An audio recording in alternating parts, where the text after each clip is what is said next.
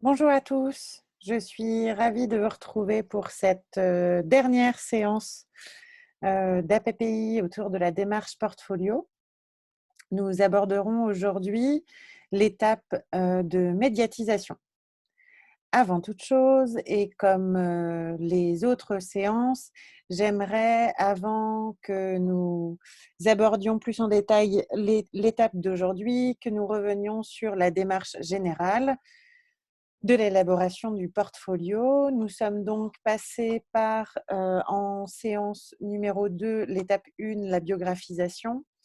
Ensuite, la capitalisation, où nous avons travaillé la mise en relation entre les traces expérientielles autour des activités, des projets en lien avec les compétences. Et sur la dernière séance, nous avons abordé ce qui relève de l'orientation et de l'estime de soi autour des valeurs, de notre carburant et des moyens qui nous permettent d'être alignés ou non avec nos valeurs. Aujourd'hui, nous allons aborder plus en détail l'étape de médiatisation. Donc là où sur les 3 phases de biographisation, de capitalisation et d'orientation, nous étions vraiment entre identifier et s'identifier. Aujourd'hui, sur la médiatisation, on va plutôt être sur identifier les différents outils, repérer les outils pour pouvoir produire le portfolio, bien que on verra qu'il y a quand même une grosse partie relative au fait de s'identifier soi, de manière à ce que par la médiatisation de notre portfolio, on puisse quand même avoir des éléments qui évoquent notre personne, notre identité et notre qualité professionnelle. Autour de la médiatisation, donc du coup, on est vraiment dans l'identification en vue d'être reconnu, notamment par les pairs, les employeurs, les partenaires, tous les collaborateurs pour et avec qui nous allons travailler ou agir dans des environnements divers et variés. La médiatisation, nous allons la raccrocher autour du concept de la reconnaissance. La reconnaissance est un concept qui a été beaucoup travaillé par Axel Honneth et il définit la reconnaissance comme la confirmation par autrui des capacités et qualités morales que se prêtent des individus, des sujets, dans un monde social vécu. Cette définition, je l'aime beaucoup car je la trouve assez complète et assez simple. Car elle aborde notamment la confirmation par autrui. Donc, il y a vraiment ce rapport de reconnaissance de l'autre, de mes capacités et de mes qualités morales que je me prête. Donc, si on identifie la démarche portfolio, les 3 premières étapes donc, sont vraiment dans l'identification de nous pour nous, de soi pour soi, de manière à se reconnaître comme porteur de capacités, qualités, valeurs morales. Et en fait, dans cette phase de médiatisation, c'est comment nous allons donner corps à notre portfolio de manière à aller soit chercher la reconnaissance par autrui ou en tout cas la mettre en œuvre. Donc c'est pour ça que là, on est vraiment dans une quête ou en tout cas dans une démarche de reconnaissance. Nous n'allons pas creuser ce concept aujourd'hui, mais pour ceux qui le souhaitent ou qui le souhaiteraient, je vous invite vraiment à aller bouquiner ou fouiller les écrits d'Axel Honneth autour de la théorie de la reconnaissance. Donc du coup, vous pouvez vous appuyer sur cette ressource bibliographique, mais toute la littérature autour de la reconnaissance par Axel Honneth et les auteurs qui le citent est assez nombreuse. Donc, ce concept de la reconnaissance au travers de la médiatisation, je vous propose de la travailler, donc du coup, autour de la valorisation de mon identité et de ma qualité professionnelle, que j'ai déjà identifiées, structurées, formalisées au travers des étapes antérieures de celle de la médiatisation. Je vais vous proposer du coup aujourd'hui les moyens de la reconnaissance et de la valorisation avec une découverte des différents supports et médias de présentation de soi. Et ensuite, la deuxième activité, la deuxième partie de ce travail autour de la reconnaissance tournera autour des étapes de la reconnaissance.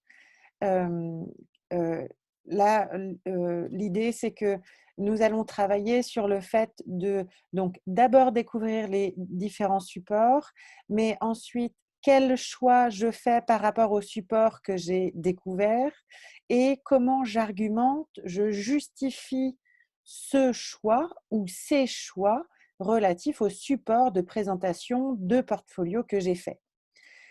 Ce choix, vous aurez à le formaliser et le structurer, l'argumenter pour le présenter au collectif de manière à pouvoir déjà identifier vers quel support vous allez aller dans cette production de portfolio.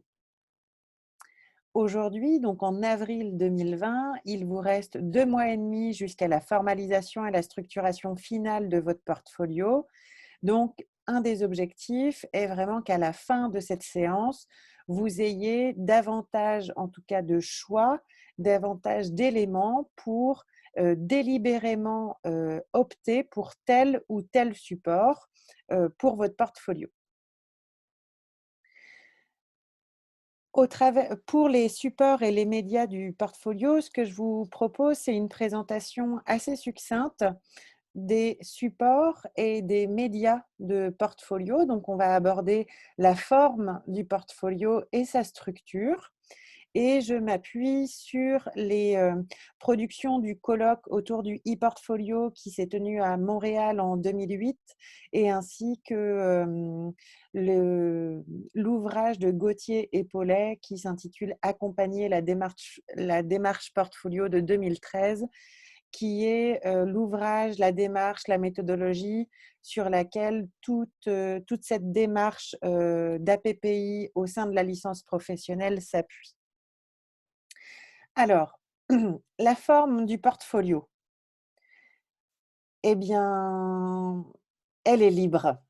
C'est-à-dire que le portfolio, vous allez choisir quelle forme vous allez lui donner à votre portfolio.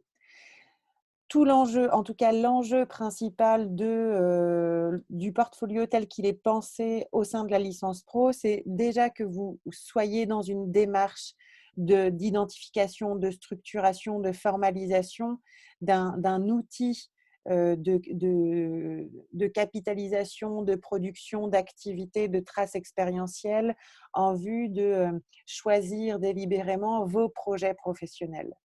Donc, la forme va automatiquement être singulière et pour qu'elle soit singulière, elle est libre. Il y a un élément qui va être absolument essentiel pour pouvoir, en tout cas, nourrir les choix qui vont être les vôtres, c'est que le portfolio doit avoir une forme présentable à un employeur ou un partenaire avec un temps de lecture de 12 à 15 minutes maximum. Les 12 à 15 minutes correspondent à la lecture intégrale du portfolio en prenant en compte les annexes. C'est-à-dire que sur une lecture, on va dire, de la structure basique, on va compter entre 3 à 7 minutes de lecture. Ça, c'est un élément qui va pouvoir aussi vous permettre de choisir de vous arrêter ou de poser un cadre en termes de quantité de matière à, à alimenter dans votre portfolio. Donc, on voit que la forme est libre parce qu'elle est singulière. Néanmoins, on peut distinguer 3 types de formes. On a le portfolio numérique, qu'on appelle aussi le e-portfolio ou le portfolio 2.0. On a le portfolio papier, alors papier physique ou papier numérique en format PDF en tout cas. Par la forme numérique, j'entends surtout tout ce qui est site internet, blog, page de présentation en tout cas du portfolio. Et le papier, ça peut être du coup aussi un format PDF, mais comme si on était face à un classeur numérique. La troisième forme que j'ai fréquemment vue dans mon expérience d'accompagnement à la démarche portfolio, c'est ce qu'on appelle la forme matérialisée. Donc ici, on voit un arbre parce que c'est une image, en tout cas, c'est un corps, une forme qui est fréquemment utilisée, mais on a aussi des portfolios en forme de dés, en forme de panneaux directionnels. En fait, tout dépend aussi, tout le sens que la personne souhaite mettre au travers de son portfolio et donc de sa présentation. Voilà les trois grandes formes qui se retrouvent dans ces structurations et présentations de portfolio.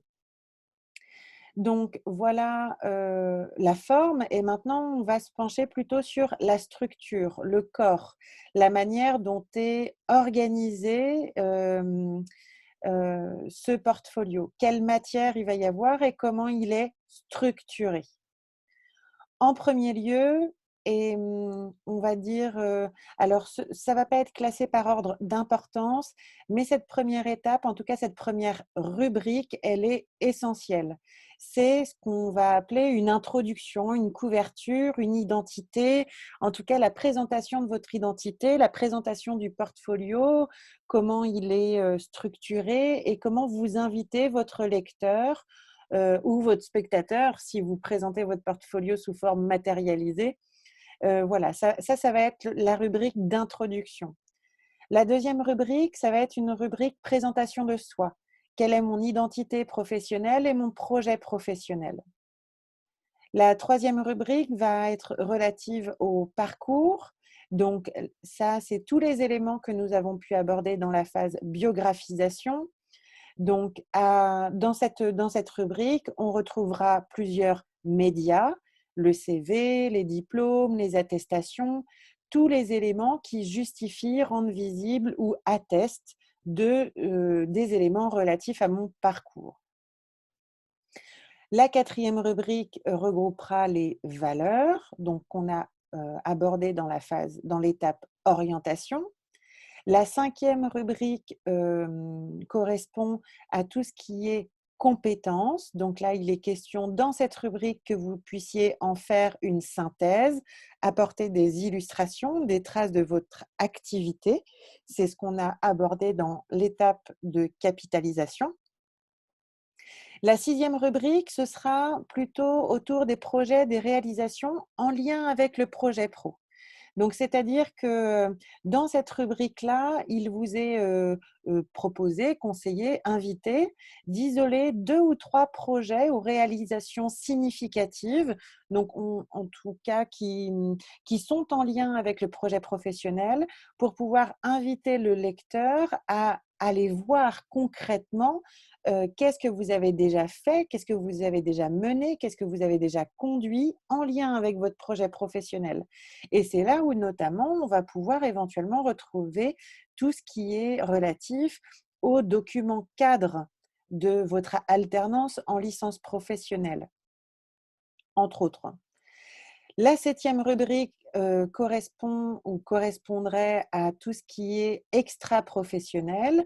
Donc, si vous avez des éléments dans votre environnement ou parcours extra-professionnel qui, pour vous, est absolument essentiel ou utile d'aborder dans le portfolio, c'est dans cette rubrique que tout cela sera réuni.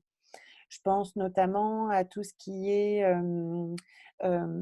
expérience dans les domaines associatifs, que ce soit caritatif, solidaire ou même sportif. Je pense notamment aux activités bénévoles d'entraînement ou de coaching sportif. voilà, si c'est un élément qui peut être en lien aussi avec la valorisation de votre identité et donc de votre identité professionnelle, je vous invite à indiquer ça dans cette rubrique. La huitième et dernière rubrique correspond à tout ce qui est formulaire ou information liée à vos contacts, donc votre adresse mail, tout ce qui est lien, en tout cas vos profils de réseaux sociaux. Donc là, je pense à LinkedIn, Viadeo, tous les réseaux, Facebook aussi, qui peut être un réseau social professionnel. C'est dans cette rubrique-là qu'on va avoir tous les éléments pour pouvoir vous contacter.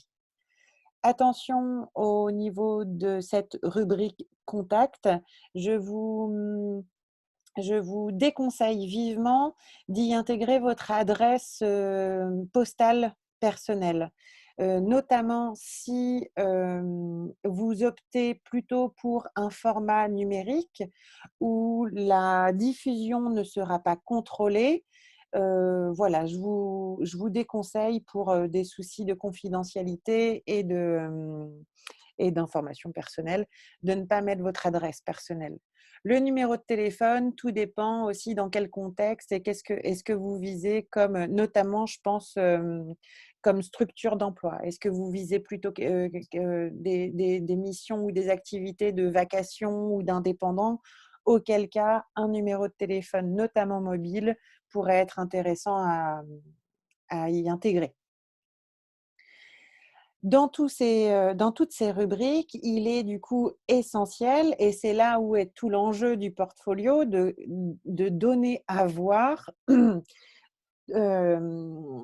par des annexes, des traces, des illustrations, les différents éléments que vous soulevez au travers de vos rubriques. Donc, une fois que nous avons abordé la forme, la structure, on peut se demander, mais c'est quoi un bon portfolio? Alors, je ne vous ferai pas de réponse totalement binaire. Il n'y a pas de bon ou de mauvais portfolio. En tout cas, je peux vous présenter les critères d'évaluation fondamentaux qui, au regard de la définition des enjeux, des usages du portfolio, sur quels critères on peut s'appuyer pour pouvoir choisir délibérément quelle forme, quelle structure et quelle matière je mets et je rends visible, je valorise dans mon portfolio. Le premier critère, alors, c'est un vocabulaire plutôt canadien. Si vous regardez les ressources sur lesquelles je m'appuie, elles sont québécoises. Donc, le premier critère, c'est un critère de complétude. La complétude au sens de complet. Donc, le fait que ces 8 rubriques, ou en tout cas ces rubriques, les rubriques que vous avez choisies pour structurer votre portfolio, est-ce qu'il y a cette idée que l'intégralité ou l'exhaustivité des éléments y apparaissent? Attention, entre complet et exhaustif, il y a une grande distinction. L'idée, c'est vraiment qu'au travers de votre portfolio, vous puissiez donner à voir la la le fait que votre profil, votre identité est complémentaire des autres personnes qui peuvent évoluer dans votre domaine. Donc voilà, un portfolio complet et éventuellement en s'appuyant sur des ressources complémentaires. C'est-à-dire que si j'opte pour un format papier, je peux y retrouver des liens vers des éléments plutôt matérialisés ou numériques. Voilà, si ces complémentarités sont utiles et donnent une plus-value à votre portfolio, je vous invite vraiment à les développer. Le deuxième critère sera le critère de la cohérence, aussi bien sur le fond que sur la forme. La cohérence, voilà, est-ce que votre portfolio est cohérent avec le projet dans lequel vous vous intégrez, en tout cas celui que vous communiquez? Est-ce que la forme et la structure du portfolio est cohérente par rapport au domaine de compétences que vous identifiez? C'est-à-dire que si je vise, en tout cas si je suis aujourd'hui compétent dans le domaine du graphisme et que je vise un poste de graphiste dans je ne sais quelle entreprise, c'est clair que le portfolio papier sera peut-être pas forcément cohérent. Plutôt, voilà, face au graphisme, notamment numérique, il serait certainement beaucoup plus sage, en tout cas beaucoup plus cohérent, d'aller vers un portfolio numérique. Donc voilà, à vous aussi de voir quelle est la cohérence, finalement, en fait, cette cohérence qu'on retrouve vraiment en fil rouge, aussi bien dans le fond que la forme du portfolio. Le troisième critère, c'est l'authenticité. Le fait vraiment que votre portfolio soit authentique, qu'il fasse preuve de démonstration, de preuve, que vous donniez à voir, que vous donniez pas spécifiquement à rendre compte, mais que vous illustriez les activités, les compétences, les valeurs, votre parcours. C'est le partage, l'authenticité. Et l'authenticité, on peut la relier aussi au fait d'être authentique avec vous-même.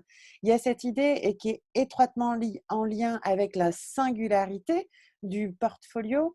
Ce portfolio, est-ce que c'est le vôtre et pas celui d'un autre?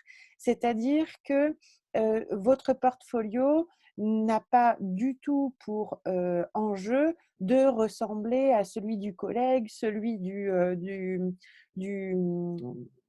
du collectif de la licence pro, voire même d'un ancien étudiant. L'enjeu, c'est vraiment que vous puissiez développer et rendre visible un portfolio qui vous est propre, qui vous est singulier, aussi bien sur le fond que sur la forme. Ensuite, l'autre critère d'évaluation fondamentale du portfolio, c'est la lisibilité. Est-ce que votre portfolio apporte de la clarté? Est-ce qu'il fait preuve d'ergonomie, de navigabilité? Est-ce qu'en tant que lecteur, c'est simple et facile de pouvoir naviguer dans votre portfolio? Et enfin, le dernier critère, c'est le critère de la confidentialité qui est absolument essentiel, comme tous les autres, vous me direz, mais la confidentialité qui relève plutôt du respect du partage et de la diffusion d'informations.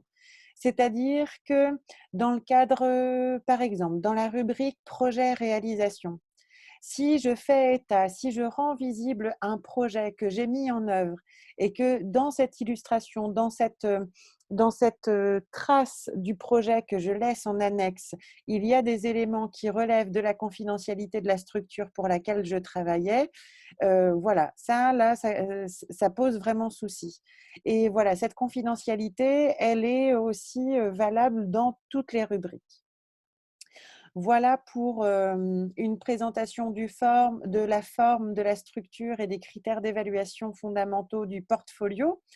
Moi, ce que je vous propose, c'est que l'on continue, en tout cas que l'on aille dans ce sens-là avec les différentes activités autour de la médiatisation. Les objectifs de cette étape et les activités associées, ce sera premièrement d'explorer la diversité des supports et des médias de présentation et d'identifier lesquels je sélectionne pour ma présentation de soi. C'est-à-dire la diversité des supports. Donc, je reviens sur la slide précédente.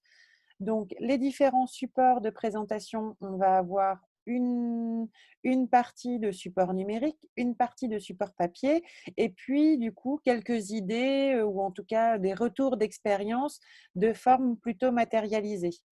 En termes de médias, là, c'est tout ce qui relève de quel type de document je vais mettre en annexe. On va aborder tout ce qui est CV, le CV 2.0 par différentes plateformes, la carte de visite, la signature électronique HTML.